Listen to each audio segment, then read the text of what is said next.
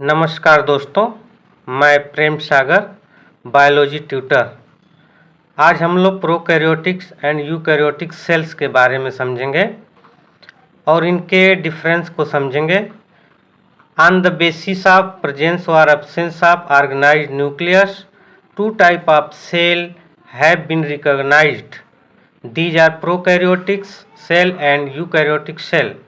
अर्थात न्यूक्लियस के प्रेजेंस और अब्सेंस के आधार पर इसे दो भागों में बांटा गया है या दो प्रकार के सेल डिवाइड किए गए हैं, prokaryotic cells and eukaryotic cells.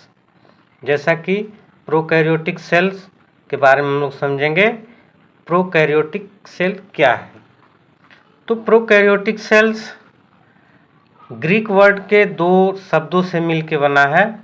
जो ग्रीक वर्ड में प्रो का मतलब प्रिमिटिव होता है और कैरियन का मतलब न्यूक्लियस। तो प्रो का मतलब प्रिमिटिव, कैरियन का मतलब न्यूक्लियस।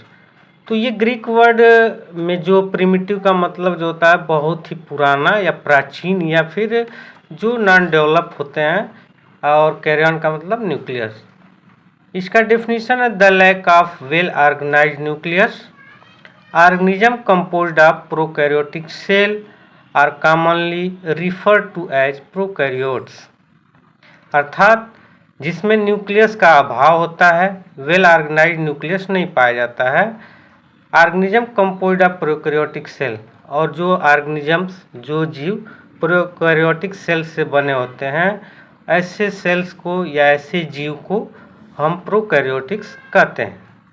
तो ये प्रोकैरियोटिक सेल्स हैं। इसमें हिंदी में भी आपको प्रोवाइड किया गया आसानी के लिए, ताकि आप अच्छे से समझ सकें कि इस कोशिका में सुसंगठित केंद्रक का अभाव होता है। इसे प्रोकैरियोटिक या फिर प्रोकैरियोटिक से बने जीवों को सामान्यतः प्रोकैरियोटिक सेल कहते हैं या प्रोकैरियोटिक कहते हैं। अर्थात कोई भी जीव अगर प्रोकैरियोटिक सेल्स से बनी हो तो उस प्रकार के जीवों को हम लोग प्रोकैरियोटिक कहते हैं। आइए आगे देखते हैं यूकैरियोटिक सेल। तो ये भी दो शब्दों से मिलकर बना है ग्रीक वर्ड के। यू का मतलब होता है ट्रू या गुड भी कह सकते हैं। कैरियन का मतलब न्यूक्लियस। जिसमें ट्रू न्यूक्लियस हो अर्थात वेल डेवलप न्यूक्लियस हो, उसे हम यूकैरियोट कहते हैं। The cell has a well organised nucleus. Organism made of eukaryotic cell and known as eukaryotes, eukaryotic are phylogenetically advanced। तो जिनके न्यूक्लियस वेल ऑर्गेनाइज्ड होते हैं, अच्छा व्यवस्थित रूप से होते हैं, तो और जो ऑर्गेनिज्म यूकैरियोटिक सेल से बने होते हैं उन्हें हम यूकैरियोट कहते हैं। और ये फाइलोजेनेटिक रूप से, जातिवृत्त रूप से एडवांस होते हैं और विकसित होते हैं। अर्थात इस कोशिका में एक सुव्यवस्थित केंद्रक होता है और यूकैरियोटिक जो होते हैं जीव जातिवृत्त रूप से विकसित भी होते हैं। इसे हमने एक बार बताया, तो इसे आप आसानी से समझ सकते हैं कि ये प्रोकैरियोट और यूकैरियोट में कैसे डिफरेंट है। आइए डायग्राम से समझते हैं। आप देख सकते हैं इसमें प्रोकैरियोटिक्स और यूकैरियोटिक सेल्स हैं। जो प्रोकैरियोटिक सेल्स है, आप इसमें सिंबलाइज के रूप में बैक्टीरिया देख सकते हैं, जिसके अंदर फ्लैजेला पाई जा रही है, प्लाज्मिड हैं। अर्थात इसमें हिस्टोन प्रोटीन नहीं होने के कारण इसके जो न्यूक्लियस है उसे न्यूक्लियोइड कहते हैं। Cell wall, capsule, cytoplasm, ribosome और प्लाज्मा मेम्ब्रेन भी उपस्थित है। और यूकैरियोटिक में देख सकते हैं कि इसमें rough endoplasmic reticulum, smooth endoplasmic reticulum, microfilament, lysosome, microtubules, peroxisome, mitochondria, vacuoles, Golgi apparatus. अर्थात न्यूक्लियस वेल डेवलप होते हैं जिसके अंदर हिस्टोन प्रोटीन भी पाया जा रहा है। तो इस तरह से अगर देखा जाए तो दोनों में बहुत ही अंतर है, क्योंकि प्रोकैरियोटिक सेल्स वेल ऑर्गेनाइज्ड और वेल डेवलप नहीं होते हैं, जबकि यूकैरियोटिक्स जो सेल्स होती हैं ये वेल डेवलप होती हैं, वेल ऑर्गेनाइज्ड होती हैं, सुव्यवस्थित होती हैं। आइए हम लोग एक एक करके इनके पूरे स्ट्रक्चर से लेकर के उनको समझते हैं। तो प्रोकैरियोटिक वैस यूकैरियोटिक सेल्स के अंदर आप इनको पूरी तरह से डिटेल आप समझ सकते हैं। पहले नंबर पे फीचर है, दूसरे पे प्रोकैरियोटिक सेल्स और थर्ड पे यूकैरियोटिक सेल्स है। अब सबसे पहले अगर देखा जाए तो इनके डेफिनीशन में सिंगल सेल ऑर्गेनिजम्स अर्थात प्रोकैरियोटिक सेल सिंगल सेल्स के बने होते हैं और इसमें न्यूक्लियस डेवलप न होने के कारण न्यूक्लियाइड भी कहते हैं और कभी कभी से नो न्यूक्लियस भी कहा जाता है। तो इसमें न्यूक्लियस पूरी तरह से विकसित नहीं होते हैं। यूकैरियोटिक में कॉम्प्लेक्स ऑर्गेनिज्म विथ न्यूक्लियस अर्थात इनके न्यूक्लियस कॉम्प्लेक्स होते हैं और इनसे कॉम्प्लेक्स टाइप के ऑर्गेनिज्म भी बनते हैं, जीव भी बनते हैं, जिसमें वेल ऑर्गेनाइज्ड न्यूक्लियस भी पाया जाता है।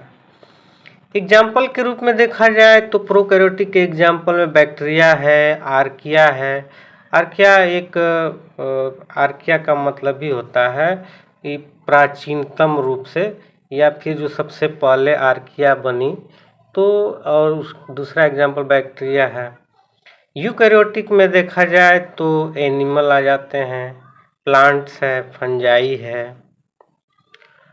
अब बात करें सेल साइज की तो स्मॉलर साइज के प्रोकैरियोटिक सेल्स में जो साइज होते हैं स्मॉलर होते हैं, 1 से लेके 5 माइक्रोन मीटर तक इनकी साइज होती है और यूकैरियोटिक सेल्स लार्जर होती है, 10 से 100 माइक्रोमीटर या माइक्रोन तक होती है।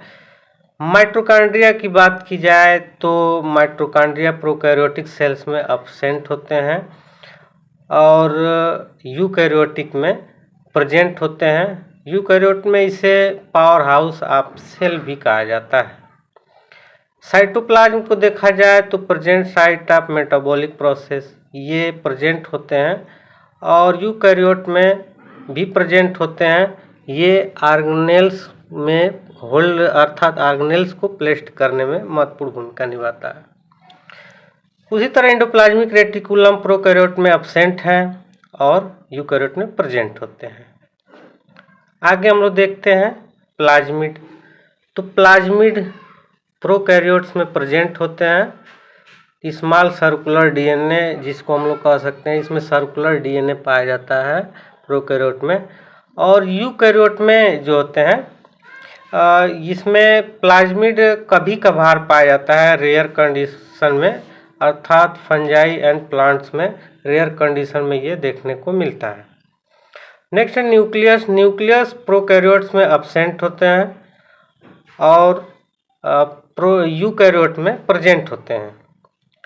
ऑर्गेनेल्स कुछ मात्रा में पाए जाते हैं प्रोकैरियोट्स में, फ्यू और सिंपलर टाइप के होते हैं, लेकिन यूकैरियोट में स्पेशलाइज्ड होते हैं जो स्पेशल फंक्शन के लिए बने होते हैं और मेनी होते हैं अर्थात अधिकतम मात्रा में पाए जाते हैं।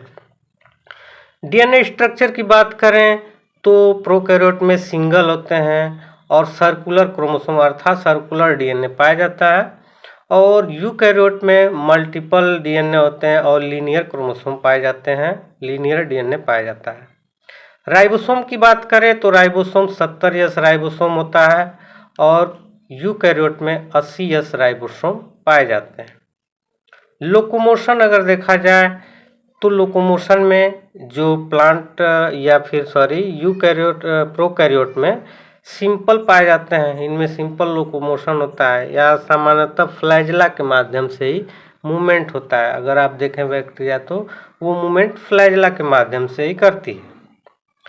जबकि अगर यूकैरियोट की बात करें तो कॉम्प्लेक्स फ्लैजला सीलिया फॉर मूवमेंट अर्थात इनमें लोकोमोशन इसमें भी फ्लैजला के माध्यम से होगा, लेकिन इनमें थोड़ी कॉम्प्लेक्स होता है और इनमें सीलिया भी पाई जाती है। जैसे अगर यूनिसेलुलर में देखा जाए, यूनिसेलुलर जो ऑर्गेनिजम्स होते हैं जैसे पैरामीशियम हुआ, फिर यूग्लिना हुआ, तो पैरामीशियम के अंतर्गत जो होते हैं सीलिया वगैरह पाए जाते हैं जो इसे मूवमेंट में मदद करते हैं। या फिर हमारे गले में भी पाया जाता है ये सीलिया जो संकुचन में हेल्प करता है।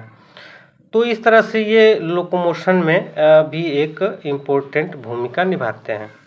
तो हमें आशा है कि ये बात समझ में आई होगी। अगर आप इसे पॉज करके अगर आप आसानी से इसे पढ़ ले और देख सकते। धन्यवाद।